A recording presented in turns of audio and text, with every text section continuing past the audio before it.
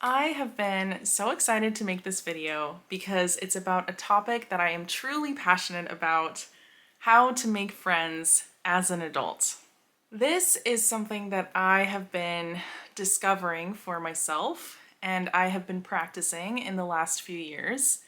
And I wanted to share some tips that I've come up with. I actually made a list on my phone, 5 tips for making friends as an adult.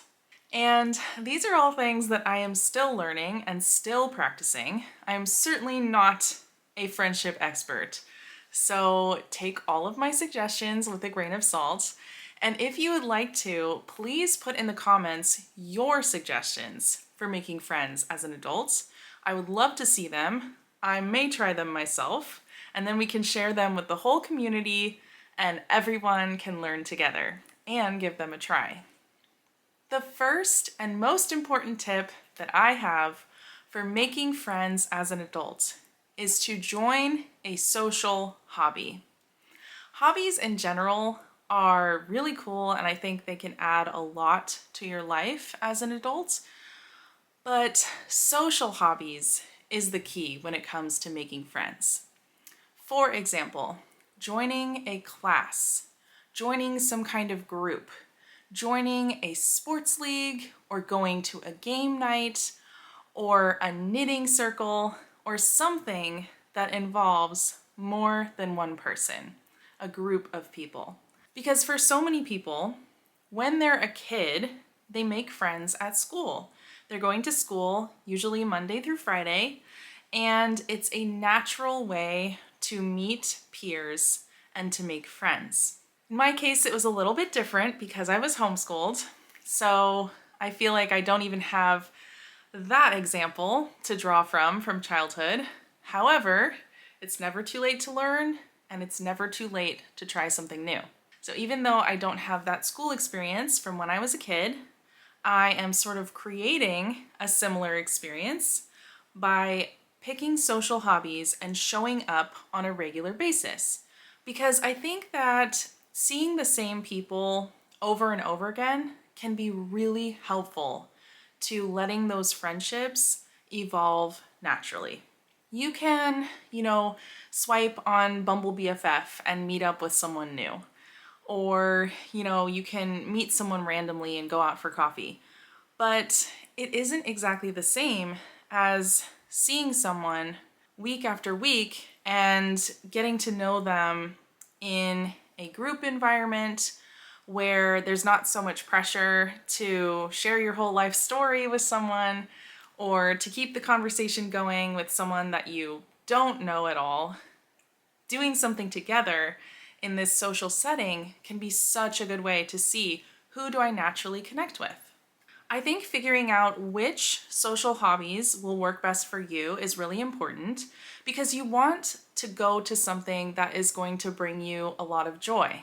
Because when you're feeling excited to be there, you're going to be more open, hopefully, to meeting other people and connecting with others.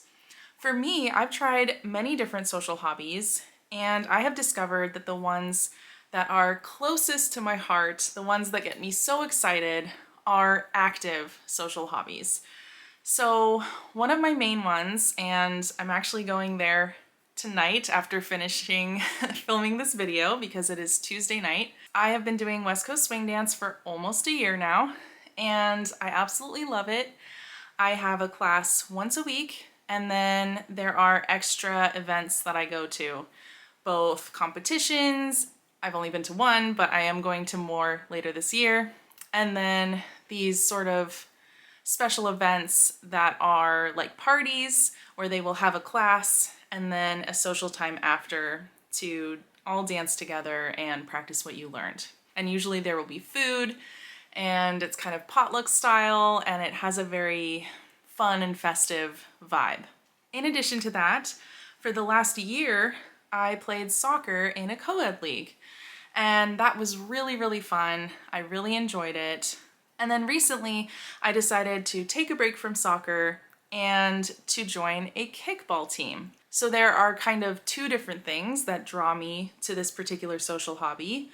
One is a really fun sport that I've never played before, but so far I am loving it. And second is that it is a queer league. So I'm able to meet fellow queer folks and make more connections within the LGBTQ community. And there were other social hobbies that I tried. I went to a queer game night actually for a good 6 months. And though I enjoyed the socializing part, I really wasn't into the games. I was actually kind of bored. And hey, I wouldn't have known that unless I tried it. But that was sort of part of my process of figuring out that for me, it's the active hobbies that I enjoy the most. Now, a couple things to mention, a couple of caveats are number one, some of these social hobbies do cost money and they can be a little expensive. Soccer was a pretty big expense, and I just want to acknowledge that it's not always affordable, and I wish that that was different. The other thing, I know that these hobbies are not always the most accessible. And so if you are immunocompromised or you have another disability that keeps you from going out to these social hobbies, thankfully these days there are quite a few online options. I also tried a queer crafting online group.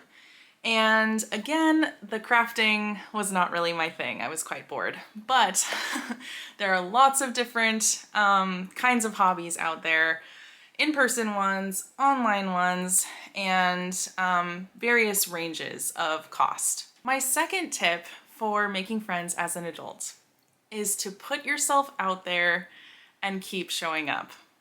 I know, this one is hard. We are tired. We are anxious. We are mentally ill.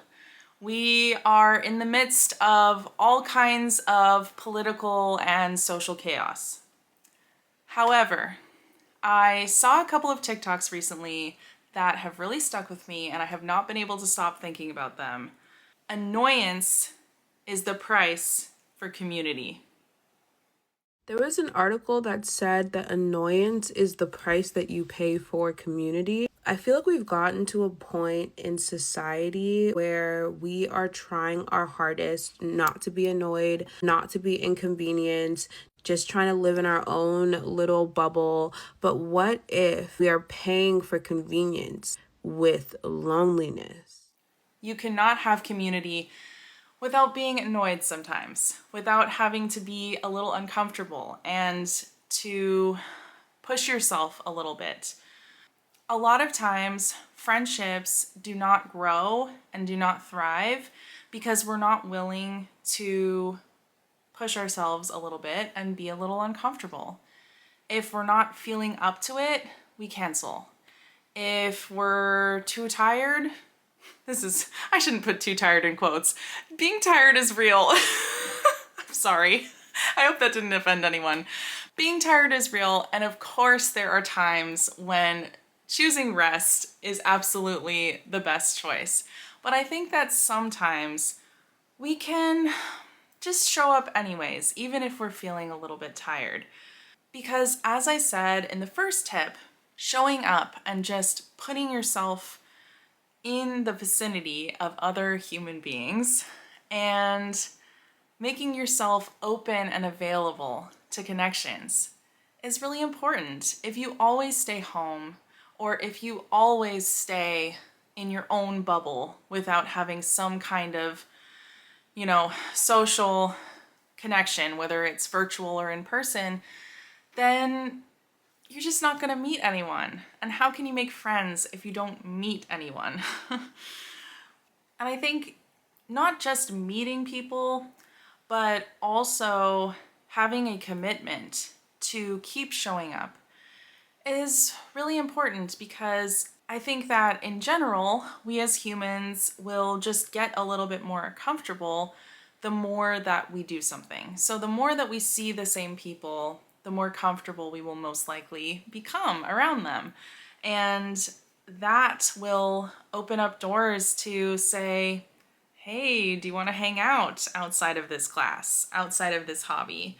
hey, how is this thing going that you mentioned last week? I saw this other TikTok that I absolutely loved, and it was talking about romanticizing small talk.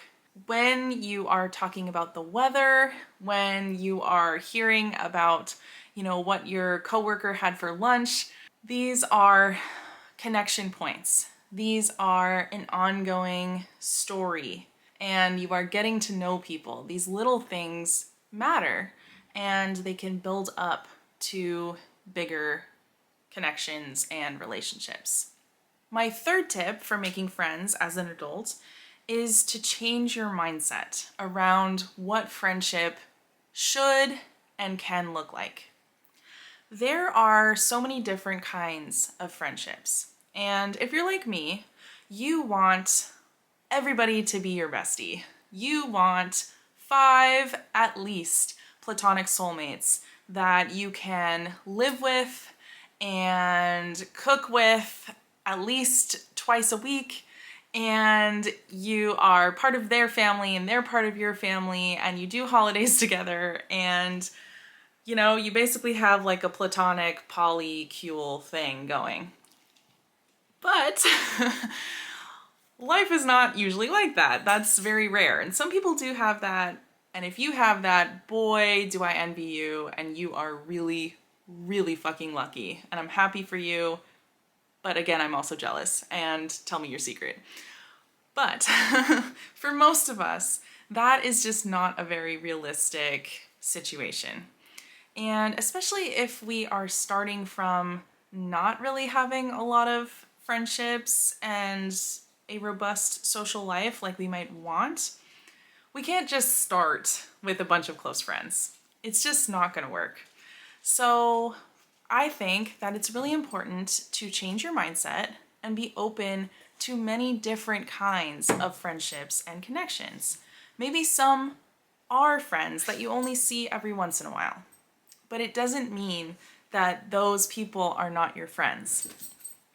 The way that my brain works, I can make a lot of rules and put things in a lot of categories in a way that is not helpful for me. And one way that this manifests when it comes to friendship is thinking like, oh, like I haven't seen this person for like 4 to 6 months, so guess we're not friends.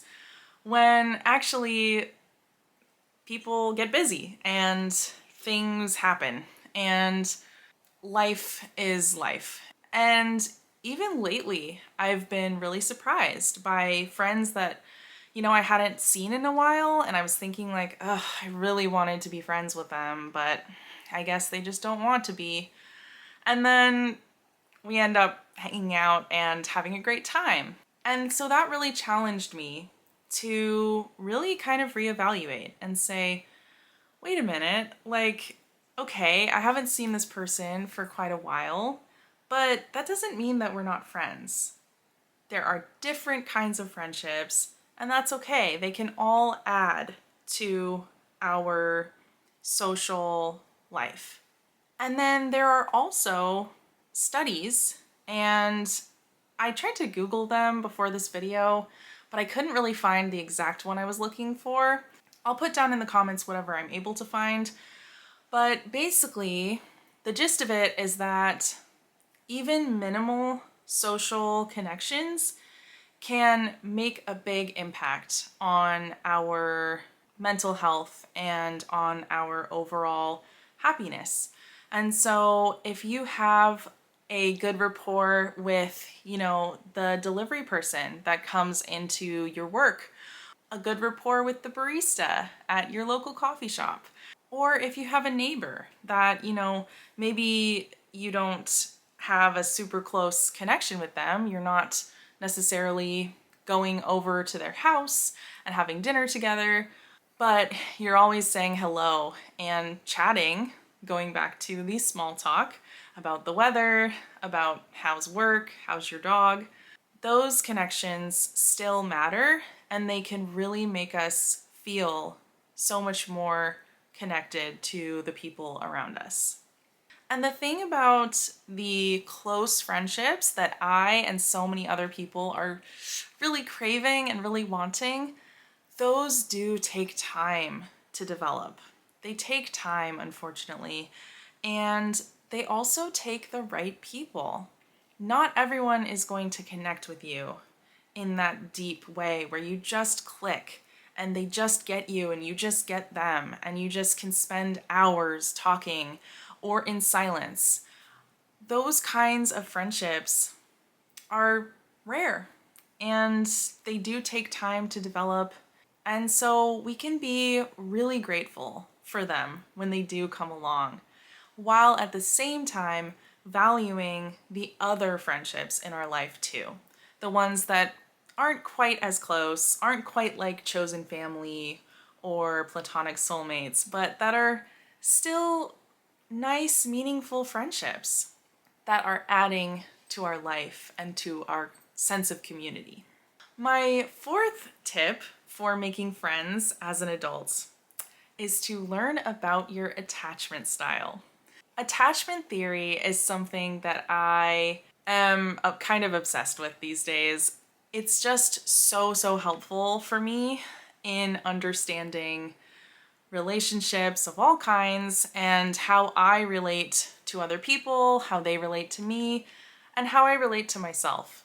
And for me, learning about my attachment style, which is super anxious, has been really helpful in figuring out ways that I may be self-sabotaging myself when it comes to friendships and different hang-ups that I may have mentally and behaviorally. Is that a word, behaviorally? I think so. You know what I'm trying to say.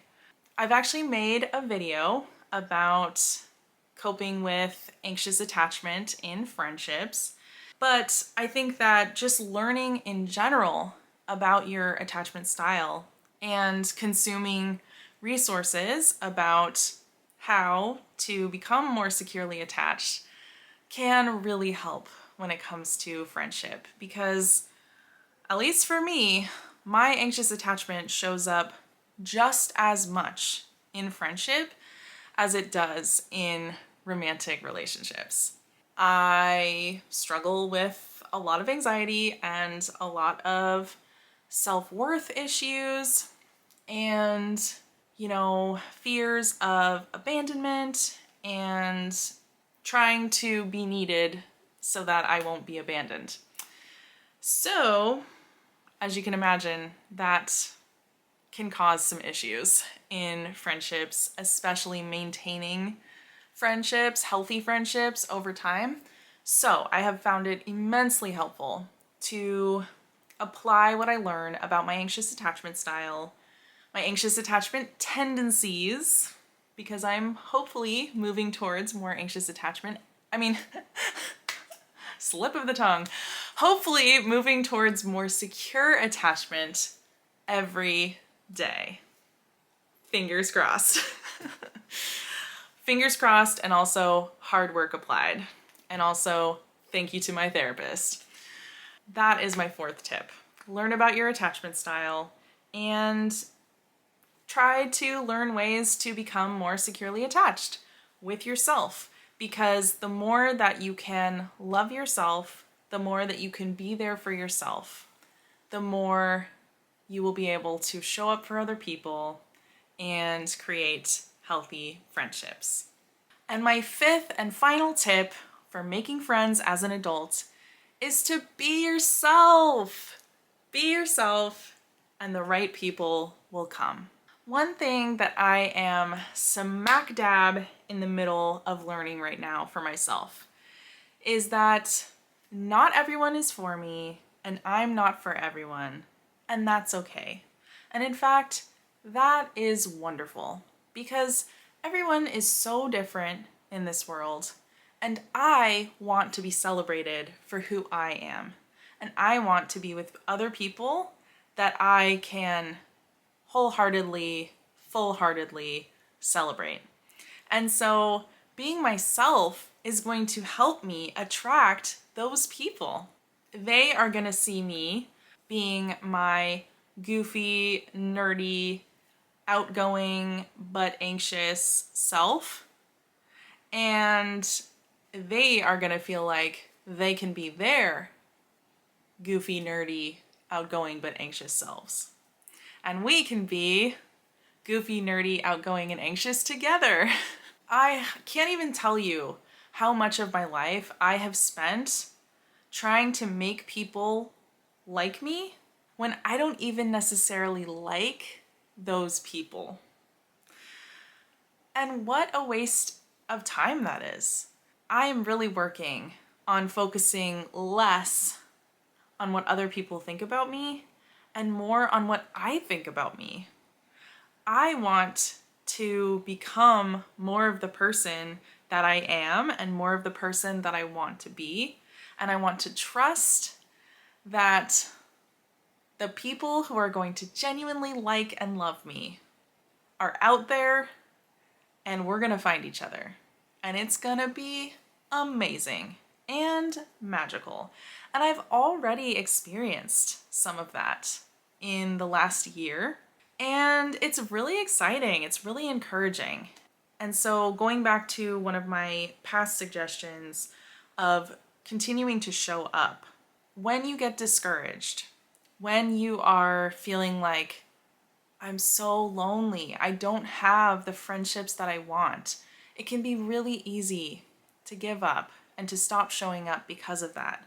I totally understand. It's such a painful feeling, and I have been there not so long ago.